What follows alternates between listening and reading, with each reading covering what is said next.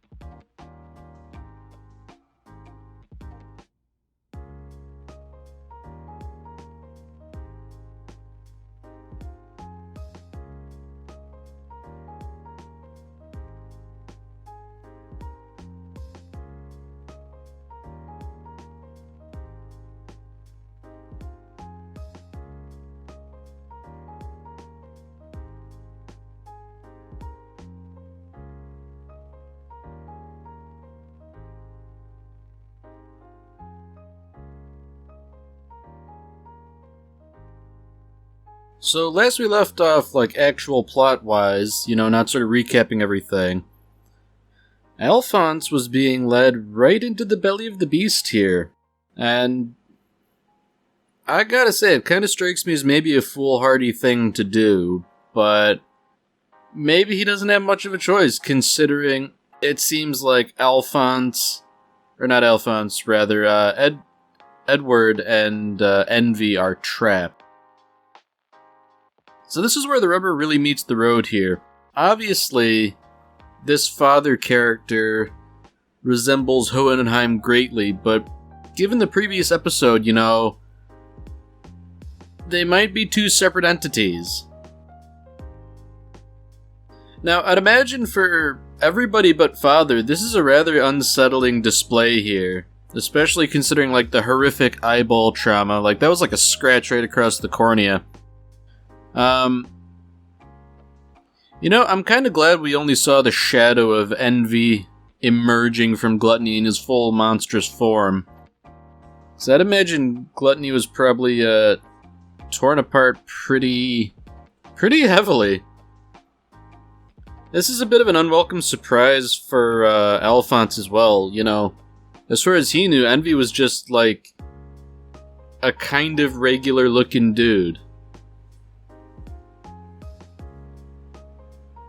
Man, so, everything worked out. They got back to the real world, but they're also in the belly of the beast with Gluttony, Envy, and Father, who, as we are to understand it, kind of in charge of everything that's going on that's bad and wrong.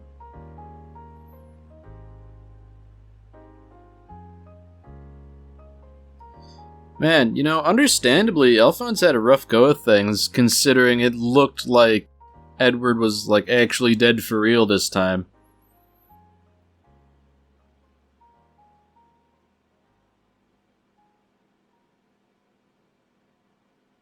So this is sort of, carrying over from what we had seen in the last episode.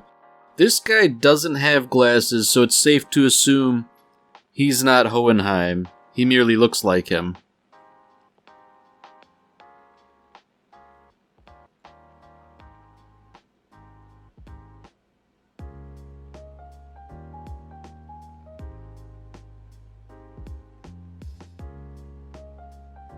So, for someone who is ostensibly the big villain here, Father is, affable in a weird kind of way, He's a bit kind of out there, I mean, he doesn't really seem to realize that he's treading on sensitive ground here.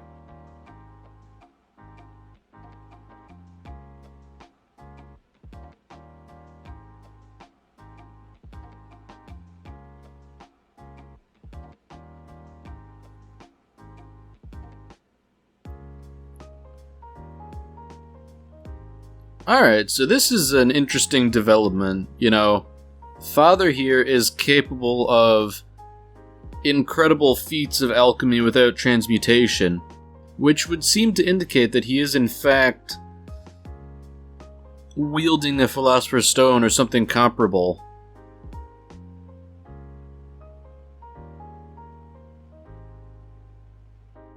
I mean, it's kind of weird, because obviously Father's not a good dude.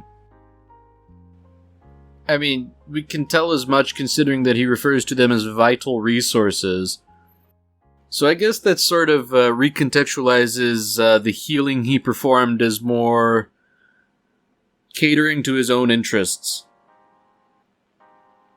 So unfortunately, Link can sort of sense what's going on here. He knows that something's up with Father. He seems to think he's not human. Perhaps in a similar way to the other homunculi.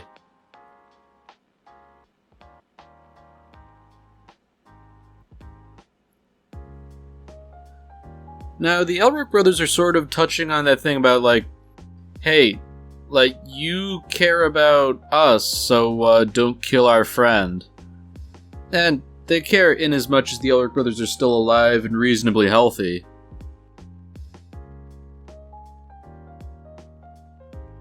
I mean, things aren't boding particularly well for Ling.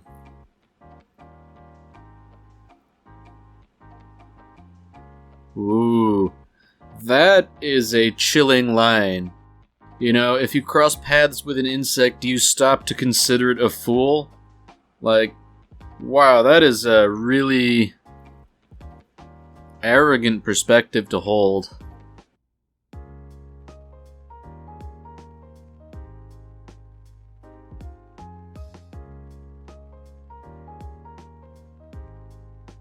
So I feel like Ed might be poking the hornet's nest a little bit too much here, especially considering that, yeah, they're supposed to be kept alive, but that doesn't necessarily mean they have to be kept in good health. I mean, I guess if nothing else, Envy can't squash him like a bug.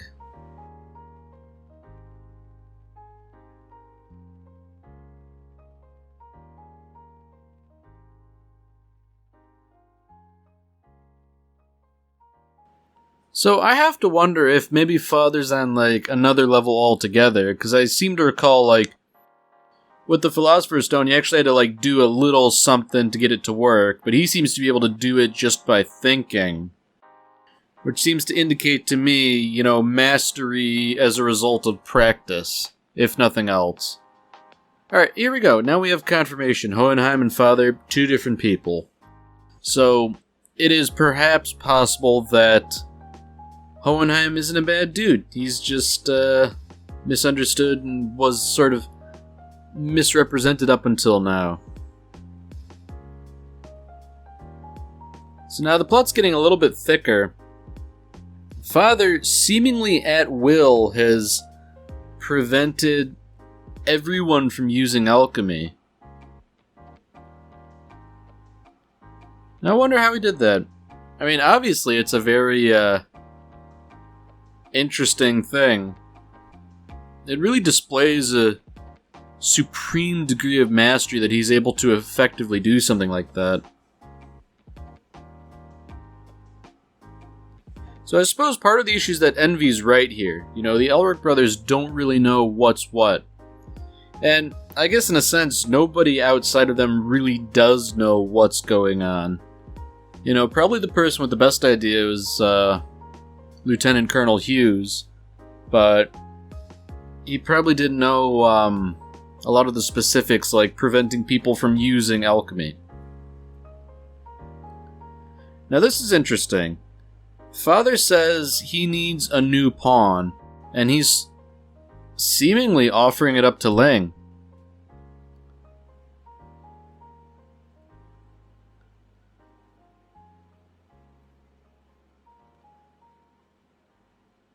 So it would seem as though Father intends to create a new homunculus along the lines of Wrath. Using a human being as a base for the homunculus.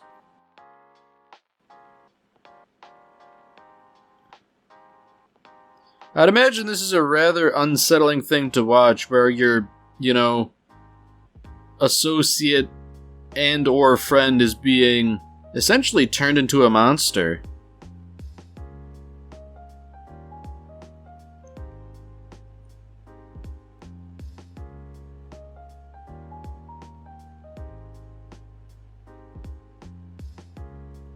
So I guess things get really interesting in that Ling is like, you know what?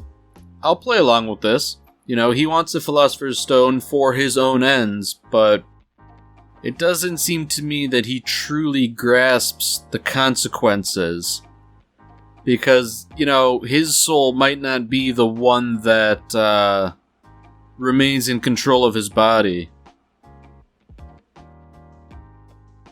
I mean, when Wrath was talking about this whole business, he said he wasn't sure if the soul that currently inhabits his body was his original soul or just the most wrathful soul in the stone. So, there's no guarantee here that Ling will still be Ling. At least in anything beyond the flesh.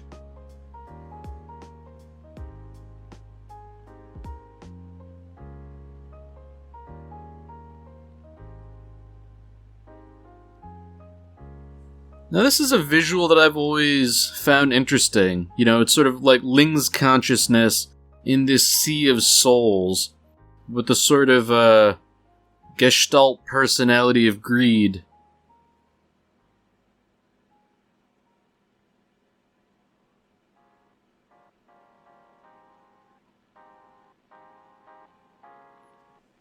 So it's interesting that Ling is sort of doing all of this willingly. Greed went into this expecting a fight.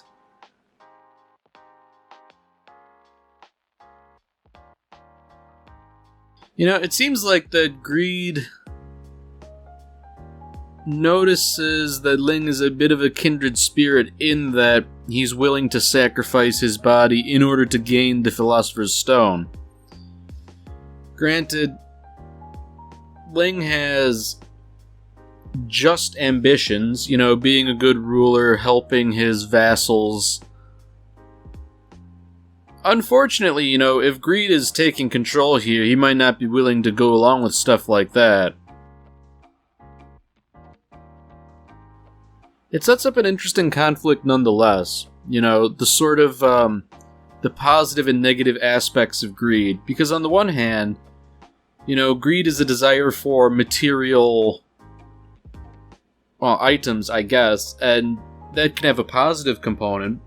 You want things to provide for others, but at the same time, just avarice for the sake of avarice is not a good thing.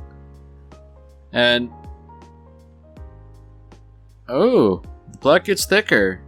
Greed does not seem to be aware that he had had a previous incarnation.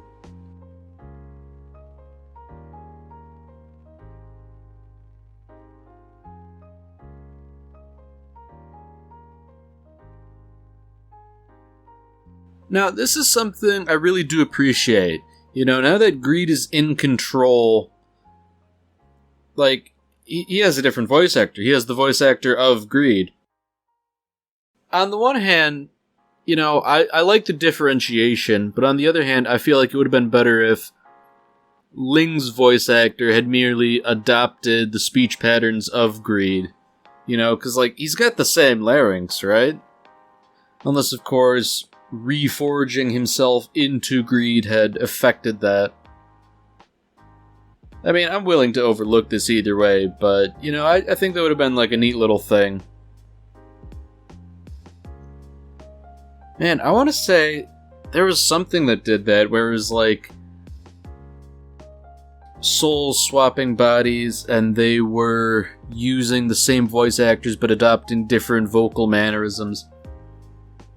I forget what it was, but I was very impressed by it at the time.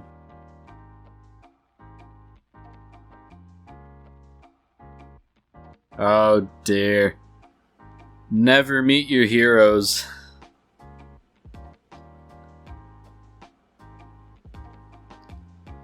Yeah, poor Mei Chang. Edward Elric is not the 6-foot-tall dashing prince she had automatically assumed he was. He is, in fact, probably, like, what, barely taller than her?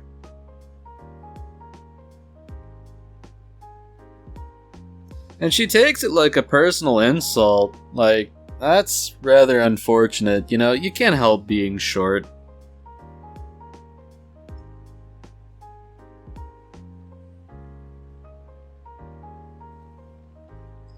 So Father is aware of Scar here and how he's been mucking about with all of his plans.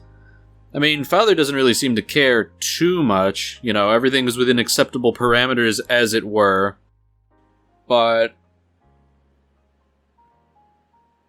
I don't know, like, he seems awfully calm about this whole business, as if, you know, he knows he could just kill everyone, but it would be, like, just a little bit more effort than he's willing to expend. So, I find it interesting that Mei Chang can produce an alchemical result. We know Scar can because of the tattoos. Well, actually, no. Maybe the tattoos in and of themselves aren't the reason. But the point is, the Elrics are up the river without a paddle. Scar and Mei Chang are not. Ooh. Edward's offering up some juicy details. You know, Envy started a false flag to start the wars, so, yeah, kindly stop killing us now. It wasn't our fault. You know, kill those guys instead.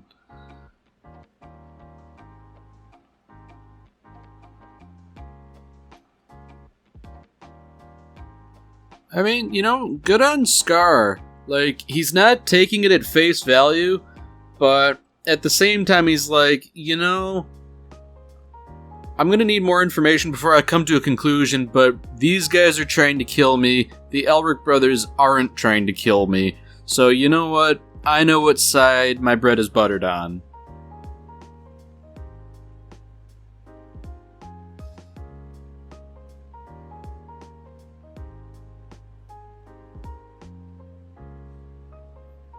And he's really going ham on everybody.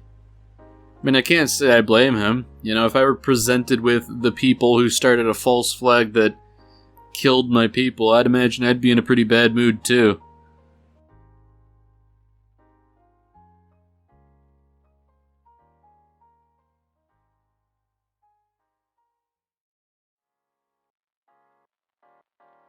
So, unfortunately, it seems as though Greed is now aligned squarely with Father. So, whatever had made Ling decide, or not Ling, rather, Greed, the first Greed, whatever made him decide to sort of operate on his own, that clearly hasn't happened yet. You know, I'd imagine there's some sort of inciting incident, or maybe it's just in Greed's nature. You know, he wants everything, which I guess precludes having somebody be in charge of you who has more than you. So I guess it would be only natural that Greed would rebel in that sense.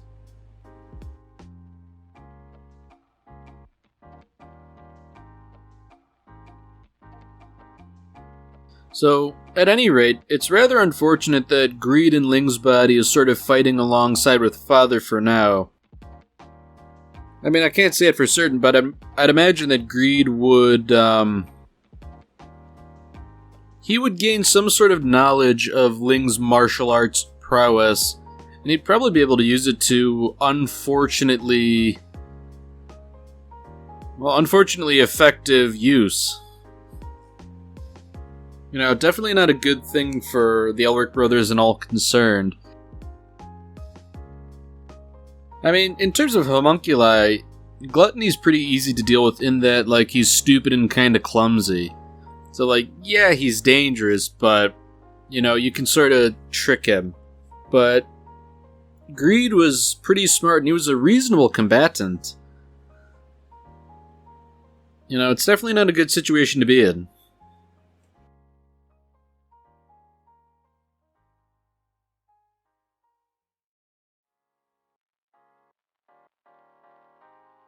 I like how Alphonse is sort of appealing to Scar's sense of honor here.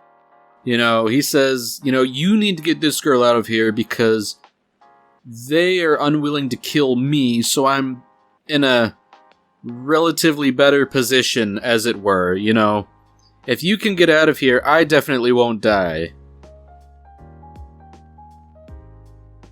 Man, that was a bit, unorthodox. It's like, man, could you ask next time before yanking off my helmet? Man, I hate it when my head is used to create a spark off a bit of metal to ignite gas.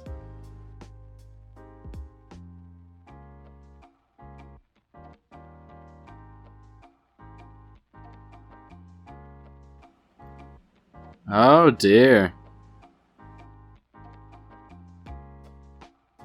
So things aren't looking good for Gluttony. It seems like he might be reaching the end of his rope finally after being killed, what, like a dozen times on screen, give or take? So this is interesting, you know, Edward's going to great lengths to try and wake Ling up, as it were. I mean, he's marginally aware that Ling is doing this deliberately.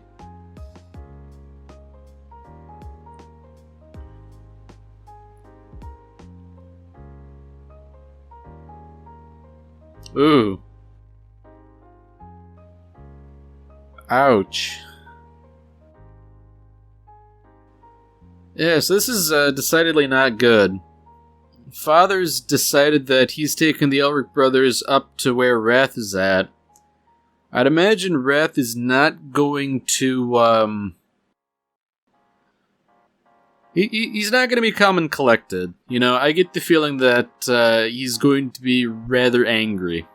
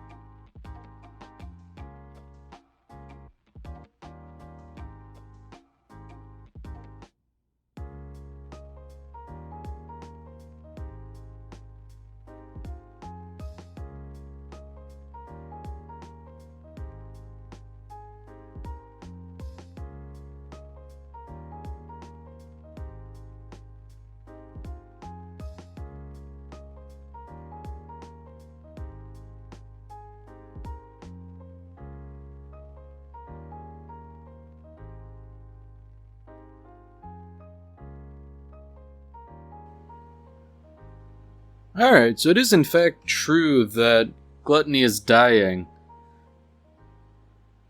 Father's decided that perhaps, he better cut his losses, take what's left of Gluttony, and then, reforge him from scratch.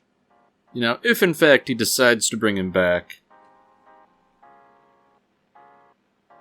Oh, interesting. He can sort of choose whether or not the homunculi remember things from their previous incarnations. That's very interesting.